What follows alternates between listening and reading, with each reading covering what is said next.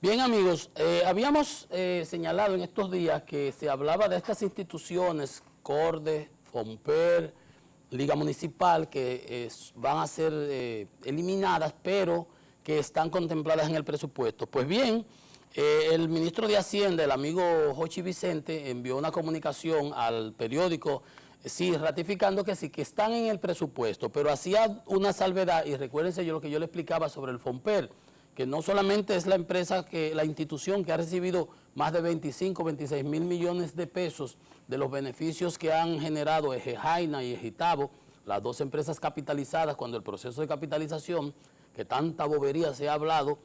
Entonces, que lo malo no era que el FOMPER, la supervisión quede a sus intereses en esas empresas capitalizadas, sino el destino y el uso, como lo dijo el presidente Abinader, que se le haya dado a esos recursos, que no se han invertido de la mejor manera posible. Posiblemente hay casos de corrupción. Bueno, ahí el caso está involucrado el actual administrador del FOMPER, director, y la administrativa, que es la hermana del presidente Medina. En todo caso, el punto que quiero resaltar es que dice que sí, que están en el presupuesto, pero que en el caso del FOMPER, para que ustedes vean como lo que yo les decía ayer, palabras del ministro de Hacienda, en el caso del FOMPER, el gasto consignado es a su vez un ingreso para el gobierno,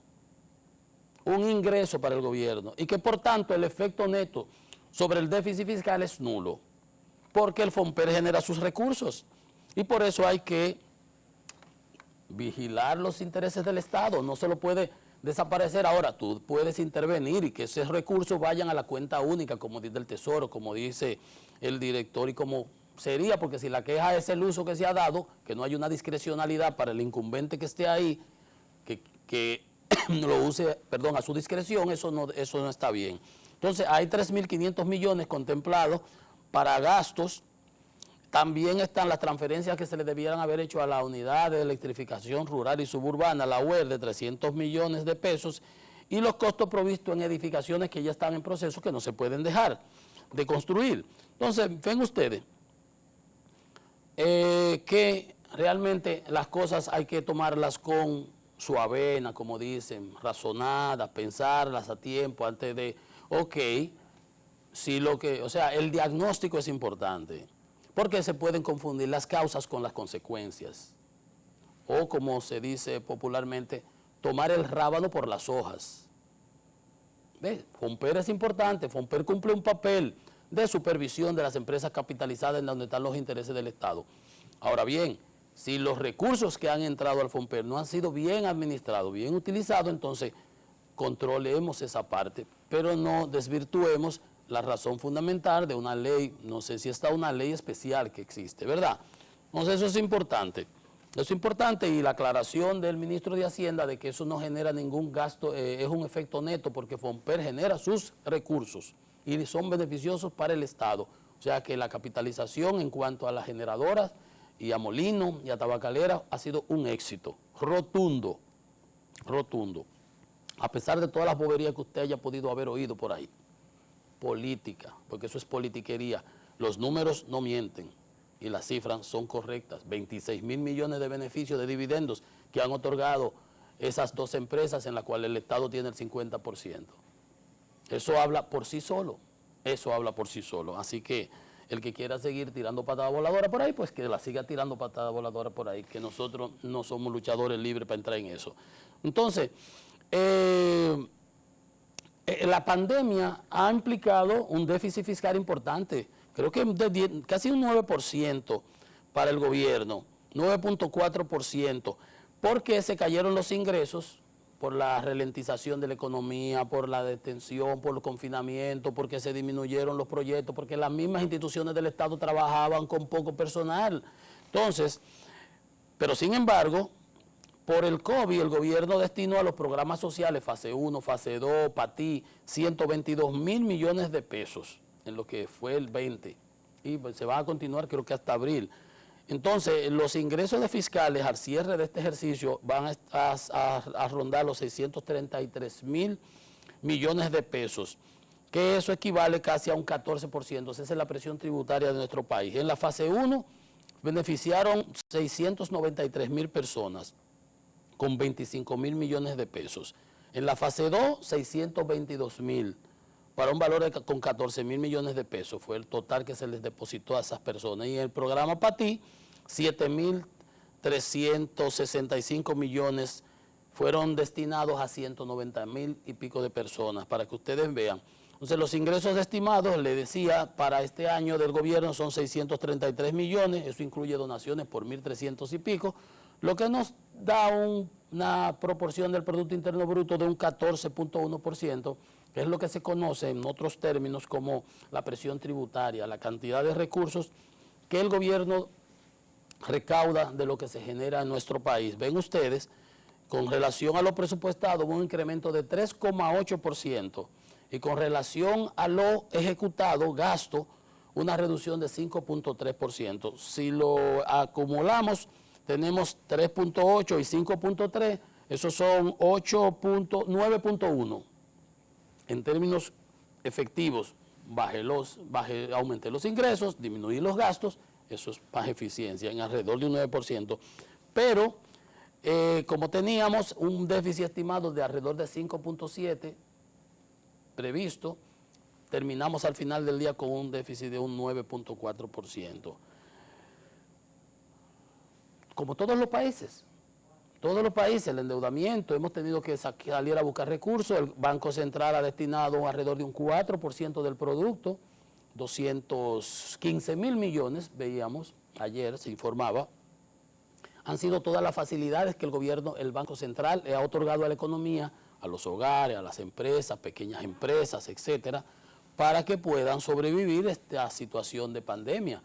Entonces, como ustedes ven, no es momento de estar hablando de reducción de gastos, sino de eficientización, eso sí. Si esos millones, 122.000 millones, llegaron a esas 600 y casi 700.000 personas, excelente. Malo es que se queden por ahí con ellos y que no se dilapiden y que no se usen como Dios manda.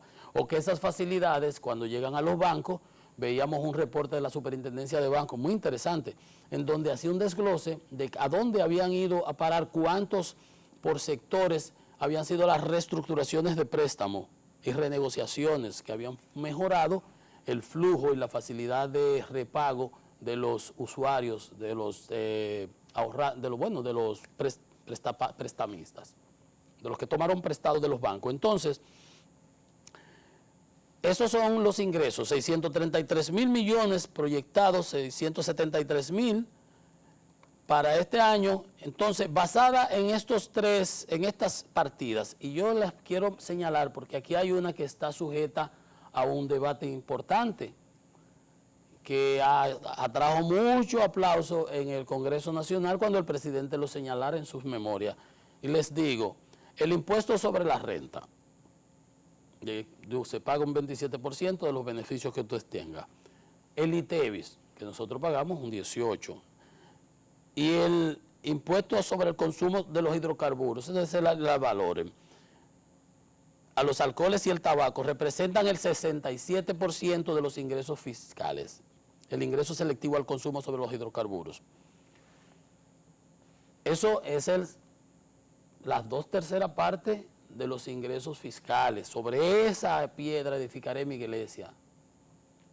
Ese es el fundamento. 67%. El 70% aproximadamente de los ingresos fiscales están sustentados en impuestos sobre la renta, en el ITEVIS y en el selectivo de los hidrocarburos, alcoholes y tabaco. Los impuestos a los alcoholes, al tabaco y a los hidrocarburos.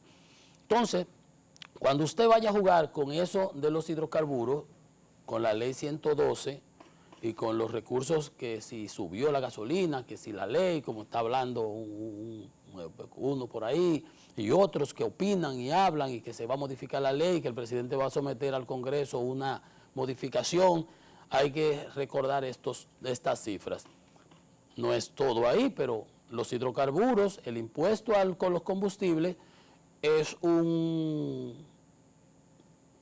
fuente importantísima de recursos para el Estado. Todas las semanas, la Refinería Dominicana de Petróleo le manda ese cheque importantísimo, un cheque grandísimos al Ministerio de Hacienda, todas las semanas, que los del que ha retenido del combustible que le suple a las distribuidoras.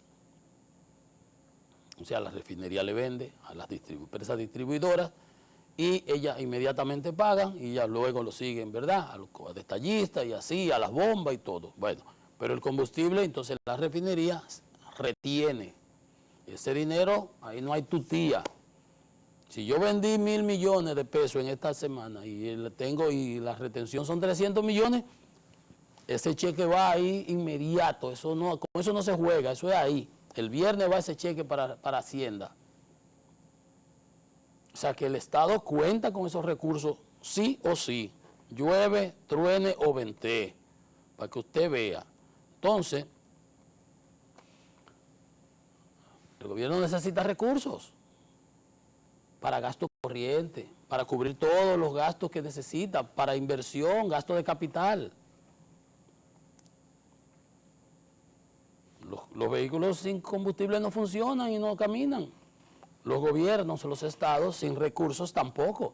Mire el paquete fiscal del presidente Biden, que entre todo tiene 1.9 billones, 1.9 sí, billones de dólares, pero tiene, por ejemplo, una partida que va a las municipalidades, a los gobiernos locales, a las pequeñas empresas, partidas importantísimas, y tiene una porción de 1.400 dólares que van a ir a las personas físicas, a las familias, depende. Si pasan de 75.000, 1.400 dólares, si su sueldo no pasa de ahí. Si juntos los dos, en la familia de padre y madre, pasaban de 150, se le iba a dar a cada uno, pero se bajó ese umbral, me parece que a 100, están entre las discusiones, pero para que ustedes vean, pero es con cuartos que se resuelve, es con recursos. Si el Banco Central no hubiera dado esas facilidades, esos 215 mil millones,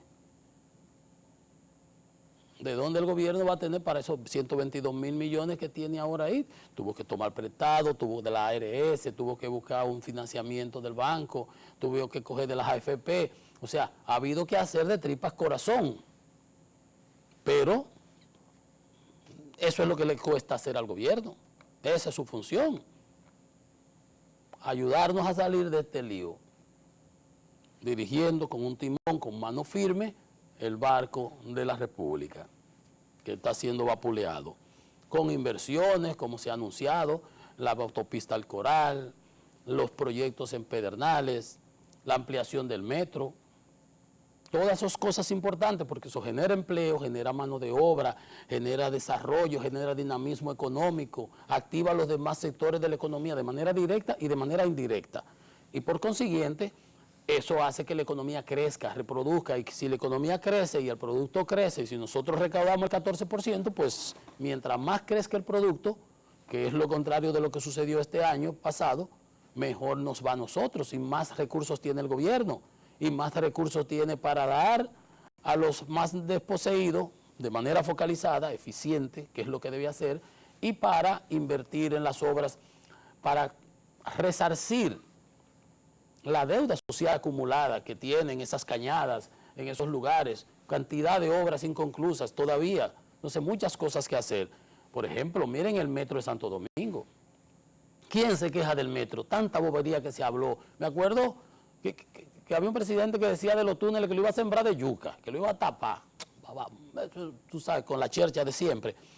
¿Saben cuántos cristianos se han montado en el metro de Santo Domingo a la fecha? 674 millones de personas han usado el metro de Santo Domingo. Dígame usted, reguíleme ese trompo, ¿cómo que le parece? Y aún con la pandemia en el 20, se movilizaron 51 millones de personas, 51.811.789. Nos trae la prensa, casi un 50% menos del 2019, que eso se metió en 105 millones, pero para que ustedes vean la magnitud, la eficiencia del transporte, que no es pintando pajaritos en el aire, que las cosas, que los gobiernos es con realizaciones concretas, con visión. Si el presidente Balaguer no hace ese quinto centenario, si no amplía esa Luperón, si el presidente Fernández no hace esos elevados, esos túneles, ese metro, así como ahora plantea el presidente Abinader, la autopista del Coral, del Ámbar, perdón, aquí por Puerto Plata. Acaba de dar el Picasso ayer ahí para la ampliación de la autopista de San Isidro. Excelente, eso es lo que hay que hacer. Muchas obras de infraestructura para relanzar la economía, para caminar para adelante. No para atrás como el cangrejo, no languidecer. Entonces, eficientización en la gestión de los recursos públicos, obras de infraestructura, catalizar para que el sector privado pueda pues emprender los proyectos y relanzar la economía y que acelere y prender esa turbina a todo lo que da. Entonces, la apertura, como la hemos venido haciendo, adecuada, es excelente, pero ojo avisor, con esos brujuleros por ahí, las autoridades y la inteligencia, los organismos de inteligencia, ellos saben de dónde yo estoy hablando, porque ahí hubo policías ayer y eso está en pleno centro de la ciudad. Y lo ves en la Sarasota, y lo ves en la Gustavo Mejía Ricard, y lo ves en los otros. Entonces, vamos a respetarnos y vamos a hacer las cosas como Dios manda. Porque esta economía no aguanta otro trancón, ni nosotros tampoco, ni el gobierno lo merece. Entonces, por desidia de las autoridades, de algunas autoridades que le corresponde vigilar eso, no podemos volver para atrás. Vamos a tomar las cosas con calma, pero vamos a hacer lo que tenemos que hacer. Vamos a exigir que se hagan las cosas correctamente. Vamos a compartirle esta información. La empresa Unilever Internacional se asoció con el grupo César Iglesias aquí en el país y van a combinar su fortaleza. Unilever, su investigación, desarrollo, tecnología, produce los jabones Dove, Ace, Suave, Tresemmé, Rexona, con toda esa cadena de comercialización y logística y distribución que tiene el grupo de César Iglesias. Entonces, miren ustedes, esas son informaciones importantes, porque yo recuerdo cuando hubo lo de Mercasid, aquella vez, que también se alió con otra empresa. Mientras eso sucede aquí, una empresa de diseño dominicana, se llama RD Curvo, ha invertido 2.7 millones de dólares en México, va a operar en 36 ciudades de México, con unos softwares y unos esquemas para compra de vehículos usados. No conocía, dice que tú puedas usar al momento de adquirir un vehículo sin salir de tu casa u oficina, puedas ver las compras. Parece que eso es como tu carro, una cosa de esa, pero bueno, una empresa de diseño local, tecnológica, va para un mercado que es 60 veces más grande que el dominicano. 60 no por el número de como no, es 60 veces más grande, si usted lo calcula. Entonces, se comercializan 6 millones de vehículos usados por año en México. México produce, manufactura vehículos de todas las ramas, Nissan, General Motors, etcétera, etcétera, etcétera. Entonces, hay un mercado importante secundario de vehículos usados y esta empresa RD Curvo, de origen dominicano, mire usted, va a la aplicación y portal digital, va a aplicar allí en México con una inversión de 2.7 millones de dólares para facilitarle la vida y para competir en el mercado mexicano. Felicitamos a esa empresa, no conocíamos, pero ven ustedes, los dominicanos podemos. Tenemos power, podemos hacer las cosas y podemos funcionar en otros mercados de manera exitosa. Entonces, empujemos todos esta carreta hacia adelante, que saldremos a camino. Créame, saldremos a camino. Yo siempre aposté a este 2021. Se lo decía a una persona. De hecho, este programa que he hecho es justamente una evidencia de que yo he apostado a este 2021, como le dije a uno de los amigos, a un amigo recientemente. Entonces, vamos a hacer que las cosas caminen como Dios manda. Vamos a hacer la pausa y venimos con los combustibles y otros aspectos internacionales de economía y mercado.